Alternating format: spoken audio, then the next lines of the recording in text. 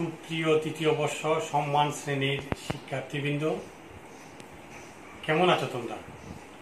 আশা করি ভালো আছো, বাসায় আছো। বিশ্ব মহামারীর কারণে আমরা অনলাইনে তোমাদের সাথে ক্লাস করছি। কলেজ কর্তৃপক্ষের উদ্যোগে এই আয়োজন। তোমরা আমাদের সাথে থাকো, আশা করি উপকৃত হবে। আমি তোমাদের তৃতীয় বর্ষ সম্মান শ্রেণীর বিশ্লেষণী রসায়ন বিষয় নিয়ে কথা বলবো। এর আগে একটা ক্লাস হয়ে গেছে, এটা আমার অনলাইনের দ্বিতীয় ক্লাস। এই ক্লাসটিতে আমি তোমাদের এফ টেস্ট নিয়ে কথা বলবো। আমরা আগে জানবো এফ টেস্ট কি।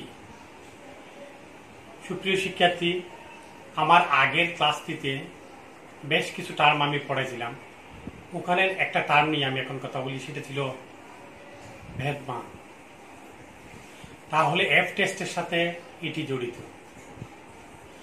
যেমন এফ টেস্টের সংজ্ঞা দিতে গিয়ে যদি আমি বলি, দুইটি ভিন্ন পদ্ধতির ভেদমানের অনুপাতকে এফ টেস্ট বলে। আমি আবার বলছি, দুইটি ভিন্ন পদ্ধতির ভেদমানের অনুপাতকে এফ টেস্ট। তাহলে এফ টেস্ট আমরা কেন করব? আমাদের কাছে যদি একটা স্বীকৃত পদ্ধতি, একটা জানা পদ্ধতি আছে আর একটা অজানা পদ্ধতি আছে, তাহলে জানা পদ্ধতি আর অজানা পদ্ধতির মধ্যে কোনো গুরুত্বপূর্ণ পার্থক্য আছে কিনা সেটা আমরা এফ টেস্টের মাধ্যমে বুঝে থাকি। একটু খেয়াল করো, যেমন ধরো এফ টেস্ট, এফ পরীক্ষা। এখানে দেখো F equal to S1 square divided by S2 square. S square আমরা করছিলাম ভেদমান, S1 বলছি যে একটা পদ্ধতি, S2 বলছি যে আরেকটা পদ্ধতি। তাহলে S1 স্কয়ার একটা পদ্ধতির ভেদমান, S2 স্কয়ার আরেকটা পদ্ধতির ভেদমান, এইটার অনুপাতকে আমরা এফ টেস্ট বা এফ পরীক্ষা বলি। তবে এখানে একটা মনে রাখতে হবে যে S1 কি, S2 কি। আমরা দুইটা পদ্ধতিতে প্রথমে ভেদমান বের করব। যেই মানটা বড় এই দুইটার মধ্যে সেটাকে আমরা S1 ধরবো, তাহলে ছোটটা S2।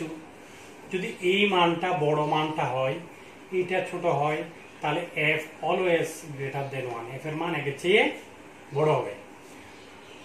এই F এর মান আমরা বের করে ম্যাথের সাহায্যে আমাদের প্রথমে যে কাজটা করতে হবে, F এর মান হিসাব করতে হবে।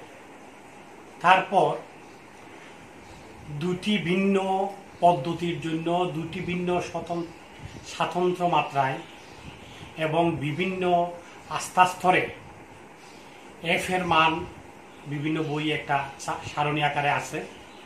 ওই সারণীর মান যদি আমাদের হিসাবকৃত মানের চেয়ে বড় হয়, অথবা আমাদের হিসাবকৃত যে মানটা আছে সেই মানটা যদি সারণীর মান থেকে ছোট হয়, তাহলে আমরা বলবো আমাদের যে নতুন পদ্ধতি এবং পুরানো পদ্ধতি দুইটার মধ্যে কোনো পার্থক্য নাই, দুইটা পদ্ধতিতেই আমরা কাজ করতে পারব। সুপ্রিয় শিক্ষার্থী, আমি একটা তোমাদের এই ব্যাপারে একটা অঙ্ক দেখাচ্ছি, একটু করে দেখো। তখন তোমাদের এই অঙ্কটা যদি বুঝো, তাহলে একটু তোমাদের কাছে এফ টেস্টটা আরো ক্লিয়ার হবে বলে আমার মনে হয়। একটু খেয়াল করো, কোন নমুনায় অ্যালকোহলের পরিমাণ নির্ণয়ের জন্য দুটি পদ্ধতি ব্যবহার করে নিম্নোক্ত ফলাফল সমূহ পাওয়া গেল। একটা পদ্ধতি কি? গ্যাস ক্রোমাটোগ্রাফি পদ্ধতি। এই গ্যাস ক্রোমাটোগ্রাফি পদ্ধতিতে আমরা 4টা মান পাইছি: 13.6, 13.3, 13.0, 12.9%। আরেকটা পদ্ধতি যেটা আমরা মনে করি গ্যাস ক্রোমাটোগ্রাফি পদ্ধতিটা জানা, তাহলে অজানাটা বলি এনজাইম পদ্ধতি। তাহলে এখন 13.1, 12.7, 12.6, 13.3, 13.3%। তাহলে একটা জানা পদ্ধতি, স্বীকৃত পদ্ধতি, আর একটা আমাদের নতুন পদ্ধতি। এই পদ্ধতি দুটিতে প্রাপ্ত ফলাফলের কোনো গুরুত্বপূর্ণ পার্থক্য আছে কিনা সেটা দেখার জন্য আমরা কি করব, এফ টেস্ট। এই এফ টেস্ট করার জন্য আমি একটা কথা বলছিলাম, দুটি ভিন্ন স্বাতন্ত্র মাত্রা, এই যে এখন ধরো এই একটা স্বাতন্ত্র মাত্রা 4 আর একটা স্বাতন্ত্র মাত্রা 3। এই যে 4 যেটা ধরছে আমি এখানে বলি স্বাতন্ত্র মাত্রা, এখানে 5টা মান আছে 1 2 3 4 5, বলো তো n = 5, তাহলে n থেকে 1 বিয়োগ করলে 5 থেকে 1 বিয়োগ করলে 4 হবে। এই পদ্ধতির জন্য এটা 4, আর এখানে 4টা মান আছে 1 2 3 4, n = 4, তাহলে 4 থেকে 1 যদি মাইনাস করি 3, তাহলে একটা স্বাতন্ত্র মাত্রা 4 আর একটা স্বাতন্ত্র মাত্রা 3 হলে 95% আস্থা স্তরে f সমান 9.12। এখন আমরা এই দুটি পদ্ধতিতে প্রাপ্ত ফলাফলে কোনো গুরুত্বপূর্ণ পার্থক্য আছে কিনা দেখার জন্য এই ম্যাথের জন্য আমরা f এর মান বের করব। সেই মানটা যদি এই মানের চেয়ে ছোট হয়, আমাদের হিসাবকৃত মান যদি প্রদত্ত মানের চেয়ে ছোট হয়, তাহলে আমরা বলবো আমাদের দুই পদ্ধতির মধ্যে কোনো দুই পদ্ধতির প্রাপ্ত ফলাফলে কোনো গুরুত্বপূর্ণ পার্থক্য নাই। আমরা একটু করে ম্যাথটা করে দেখি, তারপর আমরা বুঝব আমরা কিভাবে ভেদ মান নির্ণয় করব। আমরা গত ক্লাস এটা ডিটেইলস আলোচনা করছি, তারপরেও তোমাদের একটু স্মরণ করার সুবিধার্থে কাজটা কিভাবে করে আমি আবার একটু বলি। প্রথম কাজ হলো যে রাশিগুলো দেওয়া আছে, রাশিগুলোর গড় বের করতে হবে। সেকেন্ড যে কাজটা, এই যে প্রদত্ত মানের চেয়ে গড় মানের বিচ্যুতি পরম মানটা আমরা নেব, তারপর পরম মানের বর্গ নিয়ে রাশির সংখ্যা বর্গের যোগফল নিয়ে রাশির সংখ্যা থেকে একটি কম সংখ্যা দিয়ে ভাগ করলে আমরা ভেদ মান পাব। যেমন আমি আমার কথাটা একটু করে খেয়াল করো, গ্যাস ক্রোমাটোগ্রাফি পদ্ধতি। আমরা কিভাবে ভেদ মান নির্ণয় করব? প্রথম কাজ হলো যে প্রথম কাজ করতে হবে মান সমূহের গড় নির্ণয় করতে হবে প্রথম কাজ। তাহলে গড় কিভাবে নির্ণয় করবো? এই চেকটা মান লিখে চেক দিয়ে ভাগ। তাহলে একটা হলো যে 13.6 প্লাস 13.3 প্লাস 13.0 প্লাস 12.9, এইটাকে যোগ করে আমরা কত দিয়ে ভাগ করবো? এখানে 4টা রাশি। তাহলে 4টা রাশি দিয়ে যদি আমরা এখানে ভাগ করি, এই ভাগফল হবে 13.2, আমাদের প্রথম কাজটা। দ্বিতীয় কাজটা কি? দ্বিতীয় কাজটা হলো যে বিচ্যুতি। আমরা করবো যে কি, মান সমূহের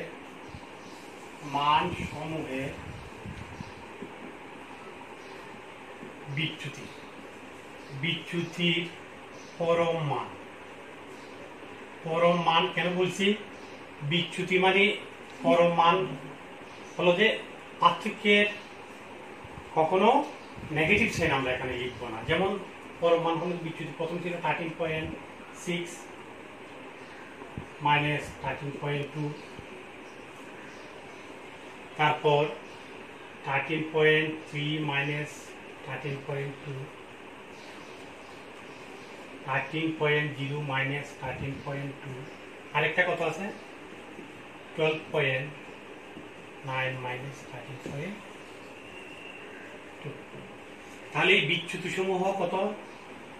বিচ্যুতির পরম মান আমরা যেটা বলছি, তাহলে এটা হবে 0.4, এই জায়গায় এটা হবে 0.1, এটা 0.2, যদিও এটা মাইনাস আসার কথা, কিন্তু পরম মান কখনো মাইনাস হবে। এটাও মাইনাস আসার কথা, এটা কখনো মাইনাস আসবে। এখন দেখো, এই যে আমরা এখন বের করলাম, এখন আমরা কি করব?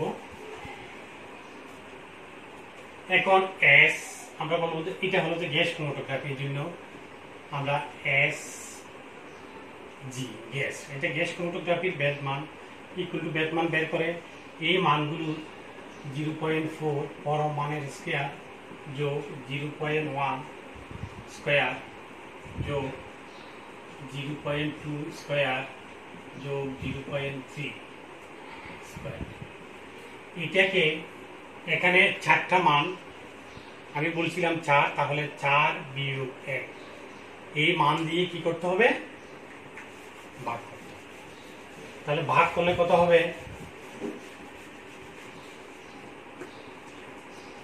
এটা ক্যালকুলেশন করলে এটা আসবে 0.3 আর এটা থেকে 4 থেকে 1 গেলে 3, তাহলে ভাগ করলে ভাগফল। তাহলে আমরা গ্যাস ক্রোমাটোগ্রাফির ভেদমান পেলাম কত, 0.1। আচ্ছা, এখন তাহলে আমরা কি করব, এনজাইম পদ্ধতিটা ভেদমানের মান।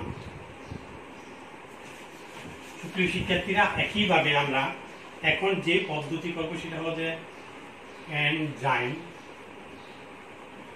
এনজাইম পদ্ধতি। এই পদ্ধতি প্রথমে আমাদের শিক্ষার্থীবৃন্দ, আমরা গ্যাস ক্রোমাটোগ্রাফিতে ভেদমান বের করছি। এখন আমরা এনজাইম পদ্ধতিতে কিভাবে ভেদমান বের করব সেটা একটু করে দেখো। এনজাইম পদ্ধতি দ্বিতীয় পদ্ধতি আমরা যেটা বলছিলাম, প্রথমে আমাদের যে কাজটা করতে হয় সেটা হলো যে মানসমূহের গড়। এনজাইম পদ্ধতিতে 5টা মান ছিল, 13.1, 12.7, 12.6, 13.3, 13.3। এই 5টা যোগ করে যদি আমরা 5 দিয়ে ভাগ করি তাহলে সেটা হলো যে 13। তাহলে গড় মান পেলাম আমরা 13। বিচ্যুতি সমূহের পরম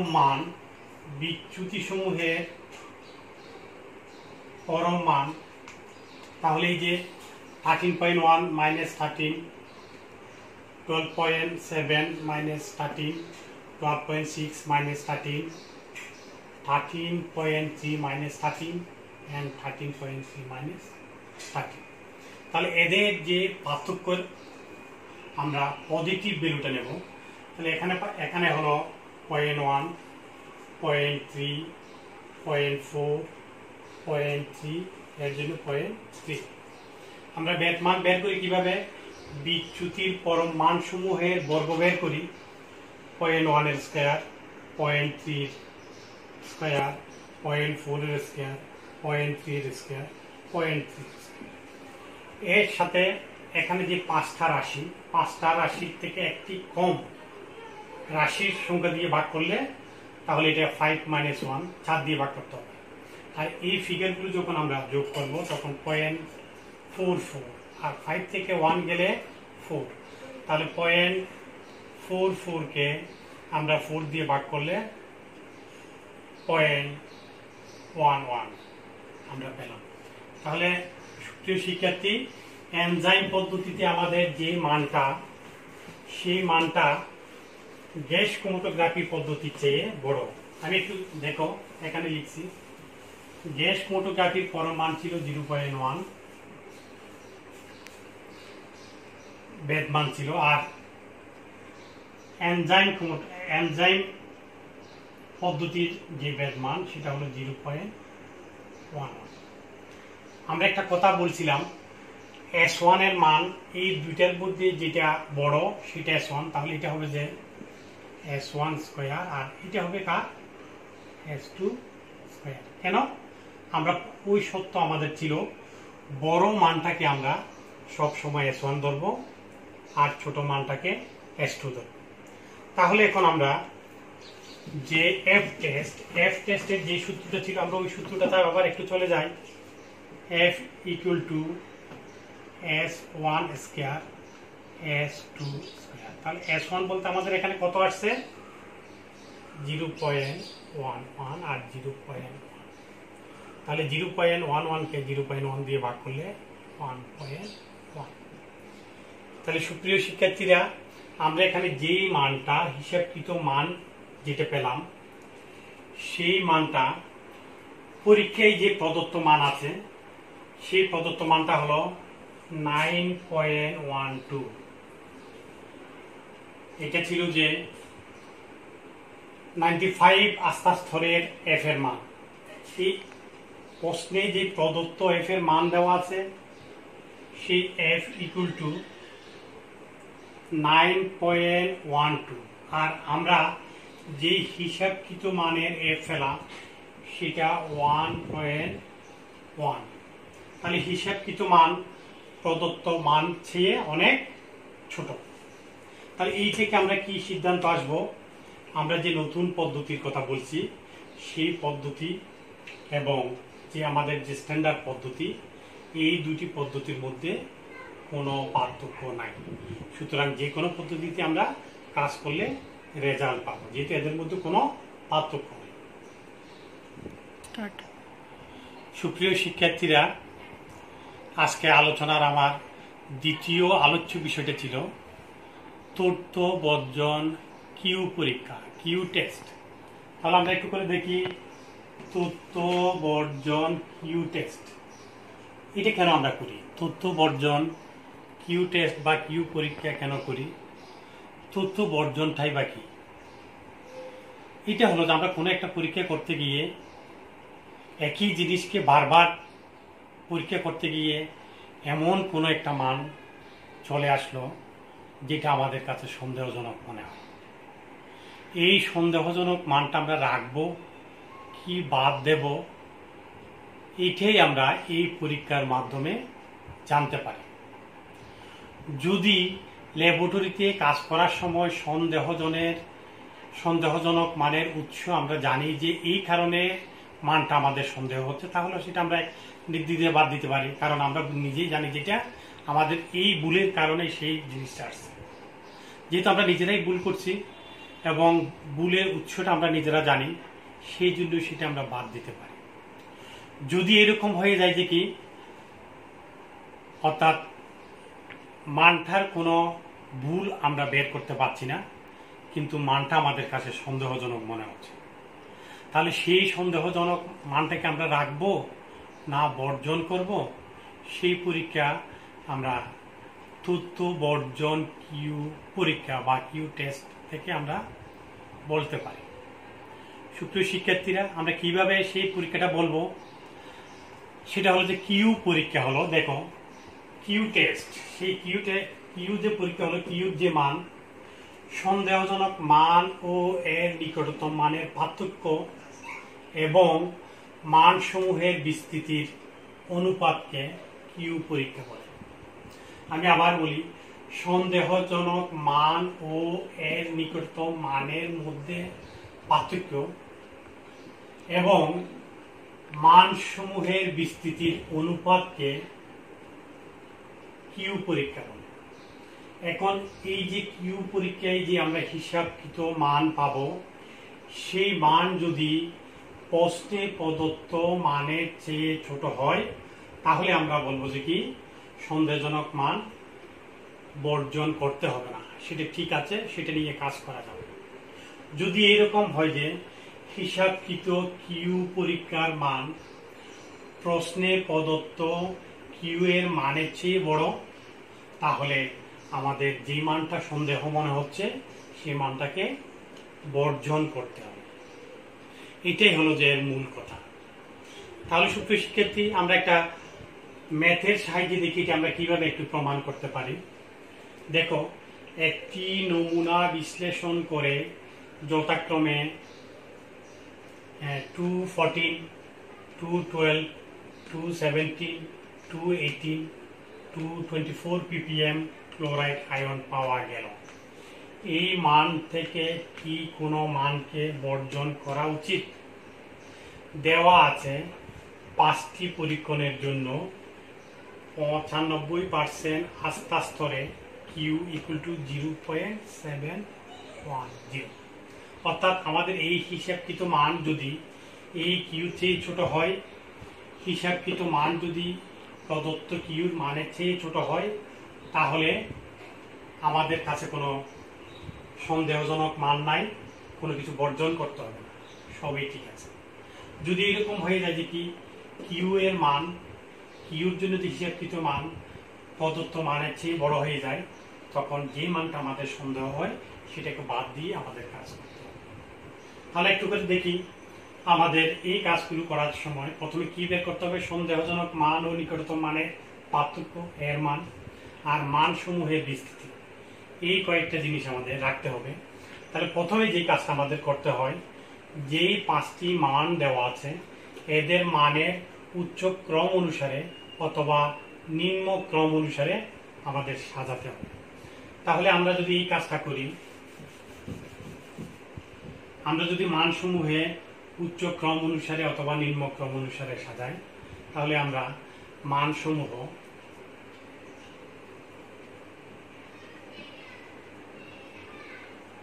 আমি উচ্চক্রম অনুসারে সাজাচ্ছি। তাহলে উচ্চক্রম অনুসারে সাজালে প্রথমে আসবে 212, 212, 214, 217, 218, 224। তাহলে এই যে আমরা এখন করলাম,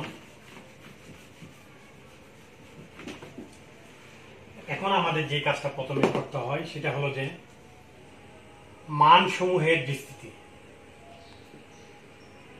মানসমূহের বিস্তৃতি, যেটাকে আমরা ডব্লিউ বলছিলাম। তাহলে মানসমূহের বিস্তৃতি, এটা হলো সবচেয়ে বড় মান, এটা সবচেয়ে ছোট মান। আমরা 2, 2, 4 minus 2, 1, 2 equal to 12 বের করব। আরেকটা কি মান বের করতে হবে? সন্দেহজনক মান। আমাদের কাছে এখানে সন্দেহজনক মান কোনটা আমরা একটু করে দেখি। 212, 214 ডিফারেন্স কত? 2। 214, 217 ডিফারেন্স 3। 217, 218 ডিফারেন্স 1। 218, 224 ডিফারেন্স 6। তাহলে আমাদের কাছে সন্দেহজনক মান হলো যেটা, কারণ এদের যে পার্থক্য, এখানে পার্থক্য 2, পার্থক্য 3, পার্থক্য 1, পার্থক্য 6। তাহলে 6 পার্থক্য হওয়ার কারণে এই মানটা আমাদের সন্দেহ হচ্ছে, কিন্তু এটা ভুলের উৎসটা আমরা বুঝতে পারছি না কেন এরকম হয়ে গেল। সেই জন্য আমাদের এইটা আমরা এখন করব কি, সন্দেহজনক মান। পরের কাজটা হলো যে সন্দেহজনক মান ও এর নিকটতম মান, এর নিকটতম মানের পার্থক্য। তাহলে সন্দেহজনক মানটা আমরা কত বলছি? সন্দেহজনক মানটা হলো যে আমাদের কাছে 224, এর নিকটতম মান হলো যে 218। তাহলে এই পার্থক্য হলো যে কত? 6। তাহলে আমাদের এখন সূত্রটা কি? কিউ ইকুয়াল টু কি? কিউ ইকুয়াল টু আমরা যেটা বলছিলাম, কিউ ইকুয়াল টু হলো যে সন্দেহজনক মান ও নিকটতম মানের পার্থক্য, যেটাকে আমরা কি দিয়ে লিখি? এ দিয়ে লিখি।